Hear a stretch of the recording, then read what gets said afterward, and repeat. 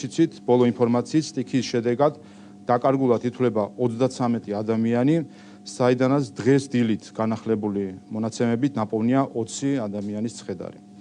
ასეთ კრიტიკულ მომენტში გადამწყვეტია სოლიდარობა და თანადგომა. ამიტომ მინდა განსაკუთრებული მადლობა გადაუხადო უპირველეს ყოვლისა სოფელ გლოლის მოსახლეობას, რომლებიც პირველები იყვნენ სტიქიის ადგილზე და ყველა იმ მოქალაქეს, რომლებმაც განსაკუთრებული სამოქალაქო სიმამაცე და სხვებზე ზრუნვა გამოიჩინეს. სამწუხაროდ სტიქიასთან ბრძოლასთან ერთად ამ დღეებში ჩვენ გვიწევდა დეზინფორმაციის და ყალბი ამბების წინააღმდეგ ბრძოლაც. როგორც ჩანს, ხელისუფლების მიმართ სიძულვილი და სკანდალებით ყურადღების მიქცევის სურვილი იმდენად აბრმავებს ზოგიერთს, რომ მზად არიან ნებისმიერ სიყალბეს შეთხზან, დაიჯერონ და გაავრცელონ. ის რაც ამ დღეებში ტელე თუ სოციალურ მედიაში ხდებოდა, თავისუფლად შეიძლება შეფასდეს როგორც ქართულ საზოგადოებაზე საინფორმაციო თავდასხმა, რომლის მიზანი სახელმწიფოს მიმართ უნდობლობის გაჩენა, საზოგადოებაში დაბნეულობის შეტანა და პანიკის დათესვაა. ჩვენ ფაქტობრივად გავხდით მცირე მოდელირების მოწმე, თუ რა სახის საინფორმაციო შეტევები შეიძლება განხორციელდეს ქართულ საზოგადოებაზე კრიზისული სიტუაციების დროს. ამ კამპანიური ხასიათის დეზინფორმაციული ტალღების ინიციატორები და მონაწილეები იყვნენ როგორც პოლიტიკოსები, ისე ზოგიერთი მედია საშუალება და არასამთავრობო ორგანიზაცია. საგანგებო შტაბს ფაქტობრივად უწყვეტ რეჟიმში სტიქიის შედეგებთან ბრძოლის პარალელურად უწევდა რესურსების ხარჯვა ყალბი ამბების წინააღმდეგ საბრძოლველად. ამასთან სპეციფიკური იყო ის გარემოებაც, რომ დეზინფორმაციის მხილებისას მალევე მოჰყვებოდა სხვადასხვა ჯგუფების მიერ მხილების ავტორებზე თავდასხმა მათი გაჩუმების მიზნით. პარალელურად კი გრძელდებოდა უკვე მხილებული დეზინფორმაციის ჯიუტად გამეორება და გავრცელება. სულ საზოგადოებას შეჯამების სახით ერთიანად წარუდგინო ის 9 ყალბი ნარატივი, რომლის საზოგადოებისთვის თავსმოხვევა ინტენსიურად ხდებოდა და რომელიც მიზნად ისახავდა საზოგადოების დაზაფრვას და სახელმწიფოს მიმართ უნდობლობის გაჩენას. პირველი, თითქოს სტიქია პროგნოზირებული იყო ჯერ კიდევ 2021 წელს გარემოს ეროვნული სააგენტოს მიერ. სტიქიის მეორე დღეს არასამთავრობო ორგანიზაციამ მწვანე ალტერნატივას ხელმძღვანელმა სოციალურ ქსელში გამოაქვეყნა მის მიერ მონიშნული ამონარიდი გარემოს ეროვნული სააგენტოს ბიულეტენიდან იმის დასადასტურებლად, რომ თითქოს შოვში მომხდარი ბუნებრივი კატასტროფის შესაძლებლობა სააგენტოს ნაწინასწარმეტყველი ჰქონდა. რეალობაში თავად გამოქვეყნებულ ამონარიდშივე ჩანს, რომ საუბარი იყო არა მდინარე ბუბისწყალზე, სადაც მოხდა სტიქია, არამედ მდინარე დღვიორაზე, რომელიც სტიქიის ეპიცენტრიდან 1 კილომეტრით ქვემოთ სოფელ გლოლაში მოედინება და არანაირი კავშირი არ ჰქონია სტიქიასთან. რა თქმა უნდა, გაუთვითცნობიერებელი მკითხველისთვის ამგვარი მანიპულაცია საკმარისი აღმოჩნდა იმ ყალბი ნარატივის გასამყარებლად, რომელიც სტიქია პროგნოზირებული იყო და ხელისუფლებამ მის საპრევენციოდ არაფერი მოიმოქმედა. მიუხედავად იმისა, რომ გარემოს ეროვნულ სააგენტომ ეს ინფორმაცია მალევე უარყო და პირადად მეც საჯაროდ ვთხოვე მწვანე ალტერნატივას თავადვე განემარტა საზოგადოებისთვის, რომ არანაირი კავშირი ამ ინფორმაციას და სტიქიას შორის არ არსებობდა, არასამთავრობო ორგანიზაციამ ამ ყალბი ნარატივის შეჩერებისთვის არაფერი მოიმოქმედა და ის მომდევნო დღეებშიც აქტიურად განიხილებოდა. მეორე ყალბი ნარატივი თითქოს ბოლო წლებში მოხდა მდინარე ბუბისწყლის კალაპოტის შეცვლა. აქაც არასამთავრობო ორგანიზაციამ თის ამბებმა 4 აგვისტოს გაავრცელა ინფორმაცია, თითქოს სტიქიის ამგვარი შედეგის მიზეზი იყო ის, რომ ბოლო პერიოდში მოხდა მდინარე ბუბისწყლის კალაპოტის შეცვლა, ახალმა კალაპოტმა ქვაღორღის მასა ვერ გაატარა და ის ამიტომ გადავიდა დანარჩენ ტერიტორიაზე. სინამდვილეში ძველი კალაპოტი ჯერ კიდევ 1960-იან წლებში არის შეცვლილი და მას შემდეგ ის სწორედ არსებულ კალაპოტში მოედინება და რაიმე სხვა ცვლილება კალაპოტზე არ მოხდარა. ამაზეც განმარტება გააკეთა გარემოს დაცვის სააგენტომ და აქაც საჯაროდ მიმართეთ არასამთავრობო ორგანიზაციას მთის ამბებს, რომ უარეყო აღნიშნული ცრუ ინფორმაცია, თუმცა ამ შემთხვევაშიც დღემდე რამე რეაგირება არ ყოფილა და ეს ყალბი ნარატივის სტიქიიდან რამდენიმე დღე შენარჩუნებული იყო. მესამე, თითქოს მძიმე შედეგების მიზეზი კოტეჯების აშენებაზე გაცემული ნებართვებია. სოციალურ ქსელში და მედიაში აქტიურად ზიარდებოდა და განიხილებოდა სატელიტური ფოტო იმ კოტეჯების გამოსახულებით, რომლებიც სტიქიამ გაანადგურა და ინერგებოდა ნარატივი, რომ ბოლო პერიოდში ხდებოდა ეგრეთ წოდებული სასაკლაოს მშენებლობაზე ნებართვების გაცემა. რეალობა კი ის არის, რომ ეს კოტეჯებიც ჯერ კიდევ 1960-იან წლებში აშენებული, ზუსტად იმ სახით, როგორც ისინი სტიქიის დროს იყვნენ. ეს ყალბი ინფორმაციაც მალევე იქნა მხილებული, თუმცა რამდენიმე დღე კვლავ იყო შენარჩუნებული მედიაში. მეოთხე, თითქოს სტიქიის მიზეზი ტყის უკანონო ჭრაა. ტელე და სოციალურ მედიაში სხვადასხვა ექსპერტზე დაყრდნობით ვრცელდებოდა ინფორმაცია, თითქოს ამ სტიქიის მიზეზი ტყის ჭრაა და რომ მეწყერს ჩამოჰყვა მოჭრილი და დამუშავებული მორები. აქაც რეალობა ის არის, რომ არანაირი ფაქტი მოჭრილი მორების ჩამოტანისა არ დასტურდება და ზოგადად მეწყერის წარმოშობის ტერიტორიაზე ხის ჭრა, დამზადება, დასაწყობება და გამოტანა ფიზიკურად შეუძლებელია და არანაირი კავშირი ამ პროცესებთან არ ჰქონია. მეხუთე, თითქოს მდინარე ბუბისწყალში 2 დღე წყლის დონე დაკლებული იყო, რაც იმის ნიშანი იყო, რომ მყინვარზე წყალი გუბდებოდა. აქაც არასამთავრობო ორგანიზაციამ მთის ამბებმა 4 აგვისტოს გავრცელა ინფორმაცია, თითქოს მდინარე ბუბისწყალში 2 დღის განმავლობაში წყალი საერთოდ არ მოდიოდა, ან იყო წყლის დაკლებული დონე, რაც იმის ნიშანი იყო, რომ სათავეში წყალი გუბდებოდა, ამაზე კი არავინ რეაგირებდა. გარემოს ეროვნულმა სააგენტომ იმავე დღეს განაცხადა, რომ სტიქიის ადგილიდან 4 კილომეტრით ქვემოთ, მდინარე ჭანჭახზე, რომლის შენაკადიც არის ბუბისწყალი, განთავსებულია წყლის ხარჯის მზომის სადგური, რომლის მაჩვენებლებიც ადასტურებდნენ, რომ სტიქიამდე პერიოდში არ დაფიქსირებულა წყლის დონის კლება, შესაბამისად შეგუბებაც რიცხული იყო. მიუხედავად ამ ხილებისა და მთის ამბების მიმართ საჯარო მოწოდებისა, რომ უარიყო ეს ინფორმაცია, რაიმე რეაგირება ამას არ მოჰყოლია. უფრო მეტიც, ამ ინფორმაციით გამყარდა სტიქიის გამომწვევი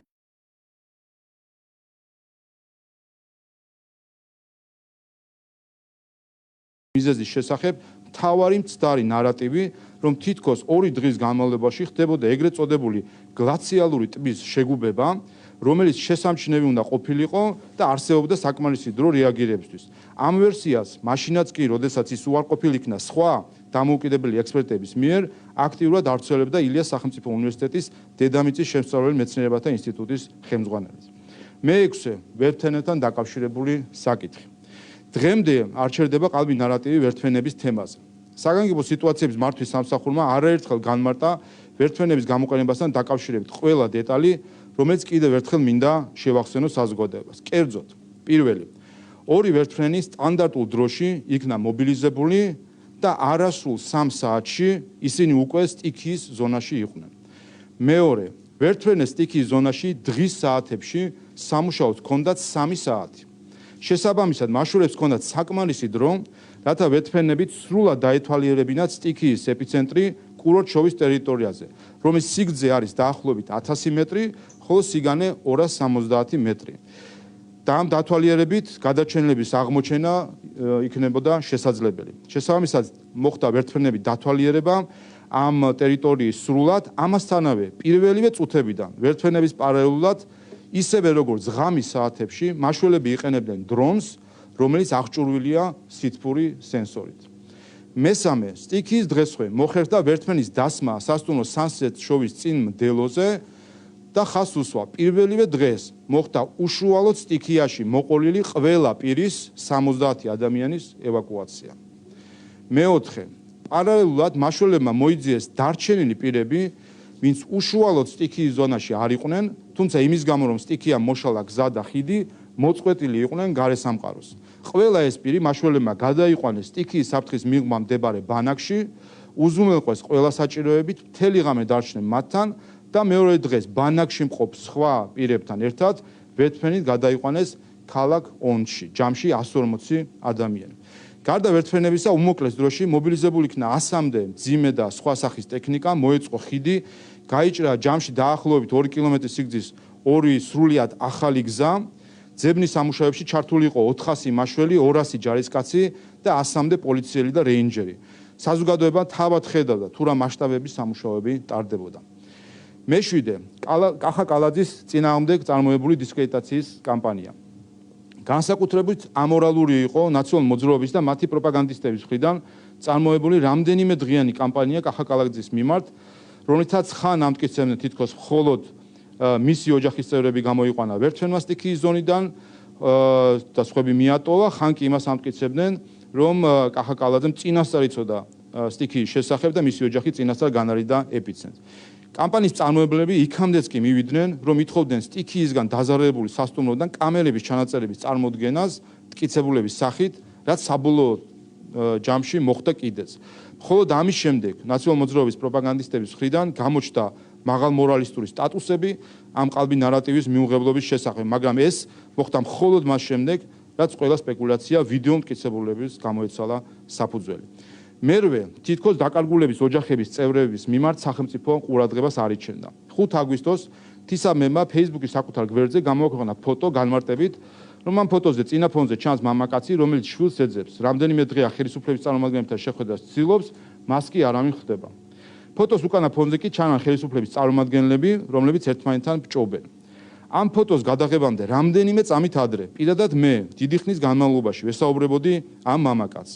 ეს კარგად იცოდა ფოტოს ავტორმაც, თუმცა როგორც ჩანს, სკანდალური ნარატივის კარგად გაყიდვის იმედით ამგვარი სიყალბე დადგა.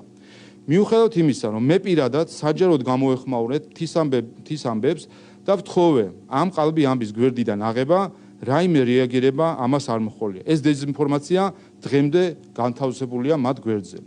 სოციალურ ქსელში ასევე ინტენსიურად ვრცელდებოდა ინფორმაცია დახმარების შეგროვების შესახებ. იქნებოდა ეს საკვები, წყალი, ტანსაცმელი თუ მედიკამენტები. მიუხედავად საგანგებო შტაბის მხრიდან გაკეთებული არაერთი განმარტებისა, რომ სახელმწიფო უზრუნველყოფდა ადგილზე მყოფ ყველა პირს და მოხალისეობრივი ჩართულობის აუცილებლობა არ იყო. ასეთი აქციების მიზანი რიგ შემთხვევაში იყო აღქმის ჩამოყალიბება, თითქოს ხელისუფლებას საკმარისად არ ზრუნავს დაზარალებულებზე. და მეცხრე, სოციალურ ქსელში ხელისუფლების წარმომადგენლების ყალბი ციტატების გავრცელება.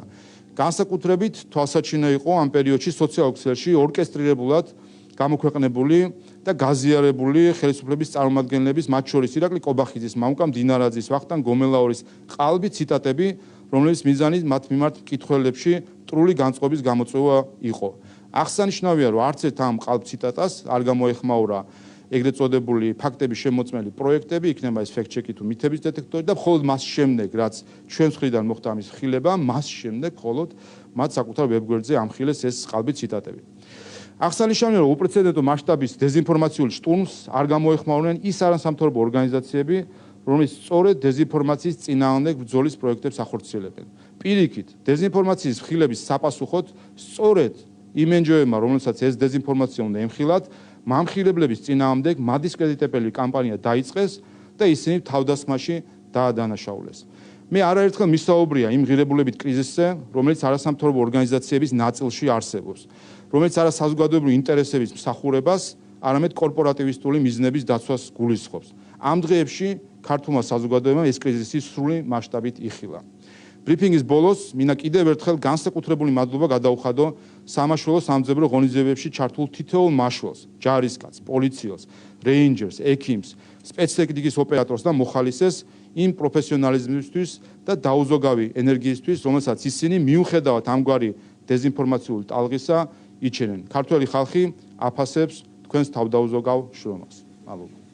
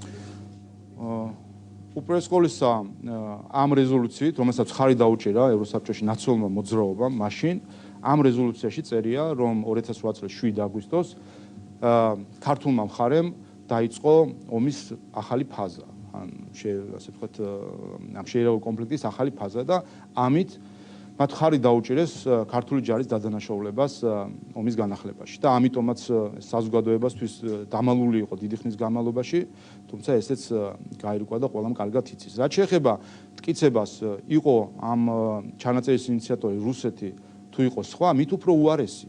თუ კი ეს რუსეთი არ იყო და აღმოჩნდება, რომ თავად ნაციონალურ მოძრაობა იყო ჩართული ამ პროექტის შედგენაში და ისინი იყვნენ ინიციატორები ამ ჩანაწერის. ამიტომ არ ვიცი, მათ უნდა გასცენ პასუხი, ვინ იყო ამ ჩანაწერის ინიციატორი, ერთი და მეორე მხარდაჭერას რაც შეეხება, კიდევ ერთხელ ხაზი უნდა გაესვას, რომ ნაციონალური მოძრაობა ცდილობდა გაემართლება საკუთარი მხარდაჭერა იმით, რომ თითქოს სხვა კარგი ჩანაწერები რაც არსებობს, ამის გამო ჩავარდებოდა რეზოლუცია, რაც არის ტყუილი, იყო საკმარისი უმრავლესობა ამ რეზოლუციის მხარდაჭერისთვის, რომ ის კარგი ნაწილები ყოფილიყო, მაგრამ ქართულ სახელმწიფოს და მის წარმომადგენლებს, რა თქმა უნდა, ხელი არ უნდა გაესვარათ აი ასეთი ჩანაწერისთვის მხარდაჭერაში.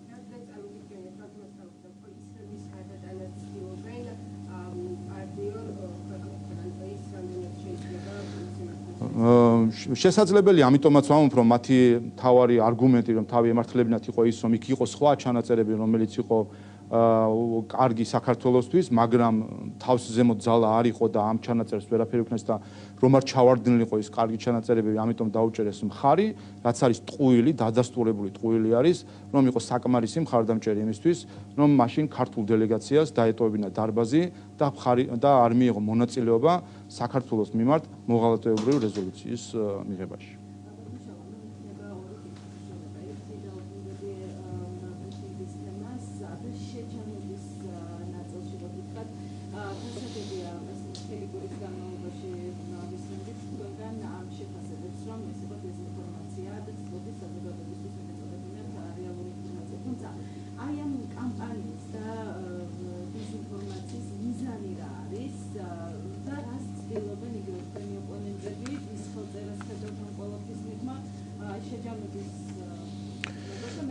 კი ბატონო, კიდევ ერთხელ ჩვენ როცა საუბრობთ დეზინფორმაცია, ეს არის თანამედროვე სამყაროს ერთ-ერთი მთავარი გამოწვევა და სწორედ ამიტომაც არსებობს რამდენიმე NGO, რომელიც მილიონებს იღებს უცხოურ დაფინანსებას თითქოს დეზინფორმაციის ხილებისთვის და ყოველ ჯერზე, როდესაც საქართველოს ხდება დეზინფორმაციულ თავდასხმის ობიექტი, ყოველ ჯერზე ისინი ან ჩუმად არიან, ან არიან მონაწილე ამ დეზინფორმაციის. გადახედეთ მათ მხილებებს, აბსოლუტურად ქარის წისქვილებს ებრძვიან თავის მხილებებში, აქვთ ისეთ საკითხებზე, რომელიც არანაირად საზოგადოებისთვის რელევანტური არ არის ხოლმე, ამ ყოველ შემთხვევაში ისეთი მავნე და ცუდი გავლენა არ აქვს, როგორც მაგალითად აი ამ სტიქიის დროს დეზინფორმაციის გავრცელებას. დეზინფორმაციის მიზანი ყოველთვის არის საზოგადოებაში დაბნეულობის შეტანა, პანიკის შეტანა და ხელისუფლების წინააღმდეგ განწყობა.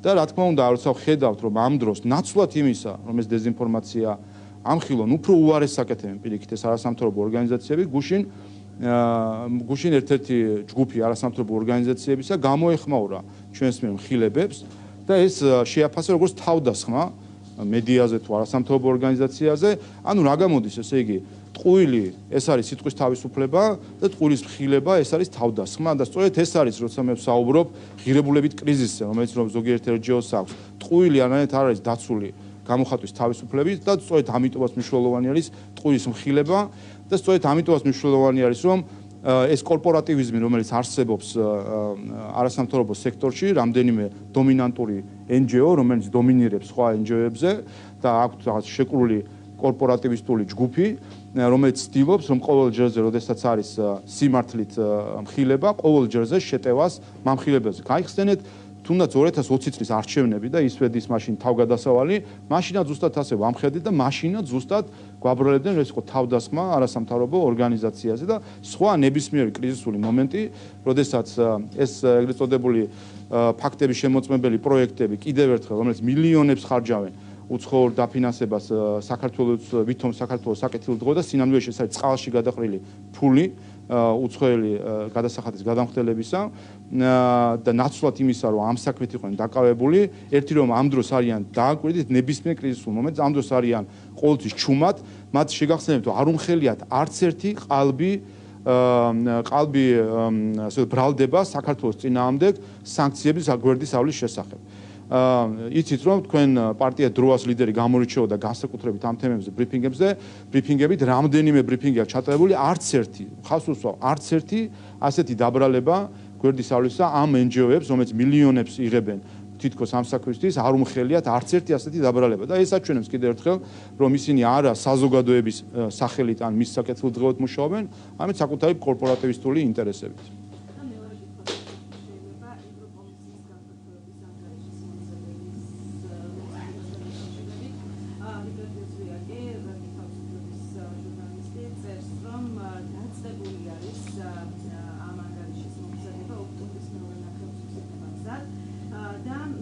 და ასეთი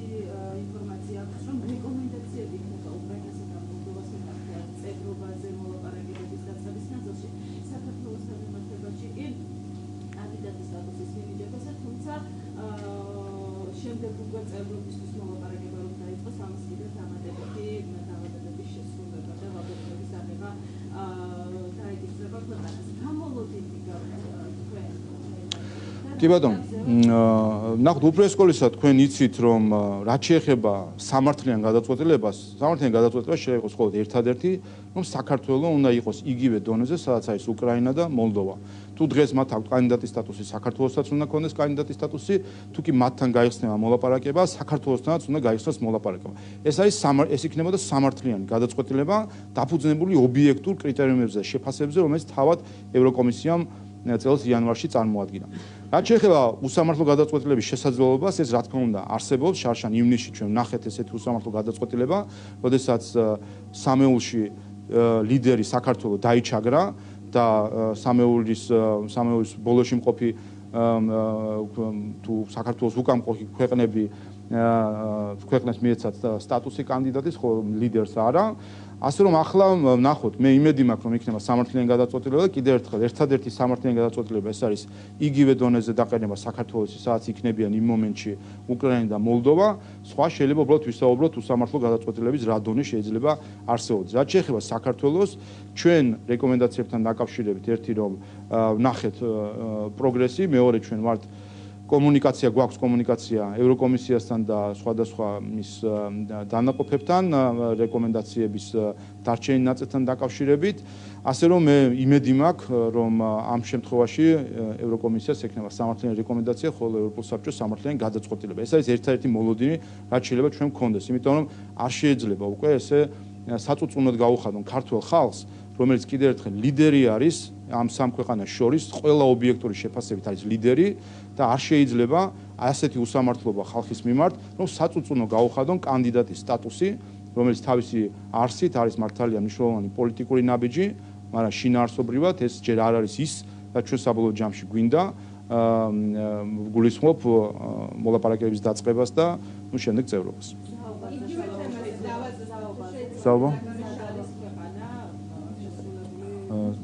კანდიდატობისთვის ქვეყანა მზად იყო ჯერ კიდევ შარშან ივნისში. ეს დადასტურდა იანვარში გამოქვეყნებული შეფასებით, რომლითაც ჩანს, რომ ჩვენ ვუსწრებთ უკრაინასაც, მოლდოვასაც და 10 თავით ვუსწრებთ ბოსნიას და ჰერცეგოვინას, რომელმაც დეკემბერში მიიღო კანდიდატის სტატუსი. ეს არის მზაობა ჩვენი, რაც არის. ჩვენ ერთადერთი ის იმედით შეიძლება გქონდეს, ეს არის სამართლიანი გადაწყვეტილების.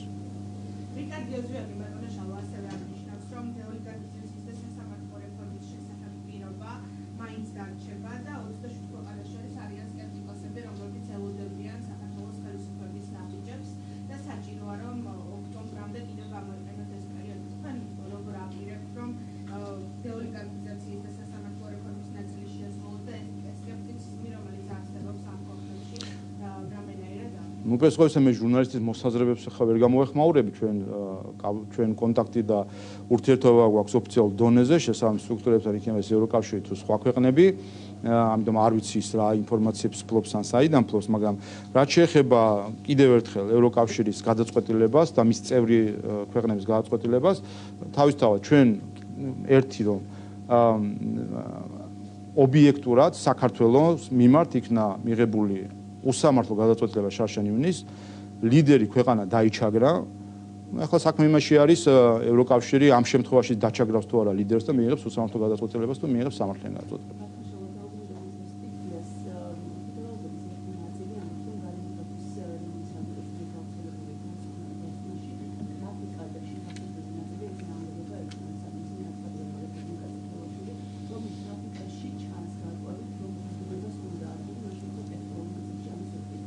პირველად მესმის თქვენგან, მე მგონი ეს უკვე ყველა მოუარყო, მათ შორის ნახეთ ჩვენ მედიაში სხვადასხვა ექსპერტები ქვეყნის შიგნით, ქვეყნის გარედან, რომლებმაც ზუსტად ეს დაადასტურეს კიდევ ერთხელ რა დასკვნა პირველადი რაც ჰქონდა გარემოს ეროვნულ სააგენტოს, შესაბამისად მე ხა მათ შორის ახლა ასეთ დეტალებში ისედაც პროფესიულად ვერ შევალ, ერთადერთი რაც არის იმის კიდევ ერთხელ დაგუბებასთან დაკავშირებით არის მნიშვნელოვანი, რომ საუბარი იყო თითქოს წყლის დონე იყო შემცირებული და პირდაპირ მეცნიერულად დასტურდება მზომელის მიერ, რომ არანაირი ცვლილება წყლის დონეში არ ყოფილა და არ დაკლებულა, შესაბამისად ამ მხრივ დაგუბებაც გამორიცხული იყო. გარემო საომარ სააგენტო თავის პირველად შეფასებები გამოაქვეყნა, მე მის ამ შეფასების მიმართ თანხმობის გარდა სხვა მოსმენელი არ მქონდა, არ ვიცი ხა ვის საუბრობთ თქვენ კონკრეტულად და რა თქმა უნდა იქნება საბოლოო დასმაც ამასთან დაკავშირებით, მაგრამ კიდევ ერთხელ აი სპეკულაციები რაც ამის გარშემო იყო, ეს სპეკულაციები ფიქრობ რომ გამორიცხულია უკვე. შეიძლება საგამოძიებო კომისიის შესაძლებლობაც კი ფაქტიკო ასეთი ვერსია გაჩნდა, რომ უნდა შექმნეს საგამოძიებო კომისიის შორის სტრატეგიაც არის თუ არა ამის საჭიროება და ქართული ოცნება თუ დათანხმდება კომისიის შეტანილს. ყველა ინფორმაცია, რაც თუ კი რაიმე საინტერესო არის ვინმესთვის პარლამენტში, ყველა ინფორმაცია არის საჯარო, მეც მოგახსენეთ დღეს ბევრი ასეთი ინფორმაცია და ამ დღეებში ქვეყნდებოდა კიდევაც ეს ინფორმაციები, ასევე რაიმე პრობლემა პარლამენტის წევრებს რომ ქონდეთ ეს ინფორმაცია საჯარო წყაროებიდან მიიღონ დეპუტატის შეკითხვის საფუძველზე თუ ასე შემდეგ, არანაირი პრობლემა ამასთან დაკავშირებით არ არის. რაც შეეხება საგამოძიებო კომისიას, ეს კიდევ ერთხელ აჩვენებს ჩვენი ოპოზიციის მოუმწიფებლობას ზოგადად. ხედავთ რომ როგორც კი დაინახავენ რაღაც თემას, რომელზეც შეიძლება ფიქრობენ რომ შეუძლიათ პოლიტიკური კაპიტალის დაგროვება, ეგრევე აყენებენ საგამოძიებო კომისიის შექმნას, შემდეგ ავიწყდებათ ხოლმე ამ კომისიის იდეა და არც გამოაქვთ პლენარულ სხდომაზე და ასე შემდეგ. ნუ არასერიოზული არის. კიდევ ერთხელ თქვან რა ინფორმაცია სჭირდებათ მაგ და არა აქვთ და ანუ საუდეპუტატო შეკითხვით იქნება თუ სხვანაირად ამ ინფორმაციას მიიღებენ. სანქციების რეჟიმის შესრულებაზე კი ხდება, რომ ბანკმა მიიღო ბორგუშის დოკუმენტი, მოეწერა ახალი, თუმცა ეკონომისტებში არსებობს კითხვები, ეს ხომ არ არის დაგვიანებული სანქციების რეჟიმის აღსრულება ეს დოკუმენტი და მეორე, რუსეთისთვის კვლავ რჩება ეგრეთ წოდებული შავი დროებები იმისთვის, რომ რუსეთის მოქალაქეებმა შემოიტანონ, გაიტანონ საქართველოს გავლით ფული და მოხდეს ასე გაკეთება. ამ რუსეთს თუ ხედავ ჯერ ისე არათუ მე არ ხედავ, ჩვენ რამდენიმე კვირის წინ ყავდა მისია ევროკავშირის გაერთიანებულ სამეფოს და ამერიკის შეერთებული შტატების სანქციების კოორდინატორების, ადამიანებს, რომლებიც ყველაზე კომპეტენტური არიან ამ საკითხში, იმ ქვეყნების წარმომადგენლები, რომელსაც სანქციები აქვს დაწესებული, ეს მისია იყო აქ ჩამოსული და არათუ რაიმე ეჭვი ჰქონდა. მათ მადლობები უხადეს ქართულ სახელმწიფოს, რომ ჩვენ მოახერხეთ ისეთი სისტემის აწყობა, რომელიც არამხოლოდ უზრუნველყოფს, რომ საქართველოს გამოყენებით არ მოხდეს სანქციების გვერდის სწავლად, არამედ უზრუნველყოფს, რომ საქართველოს საზღვრებზე დავიჭიროთ, ასე ვთქვათ, ის ტვირთები, რომლებიც გამოეპარა ევროკავშირის, გამოეპარა ამერიკის შეერთებულ შტატებს, ან სხვებს გამოეპარათ და იყვნენ რუსეთის გზაზე დამდგარი. და რომ არა საქართველოს და ჩვენი სისტემა ჩავიდოდა კიდევაც ევროკავშირიდან გამოგზავნილი ეს ტვირთები, სანქცირებული კომპანიის თუ სანქცირებული ტვირთები მიაღწევდა რუსეთამდე. ასე რომ ჩვენ არამხოლოდ ეჭვი არ არსებობს, არამედ დადასტურებული მადლობა არსებობს ჩვენს მიმართ და ამ მხრივ ნებისმიერი სპეკულაცია უკვე არის დადასტურებული ტყუილი.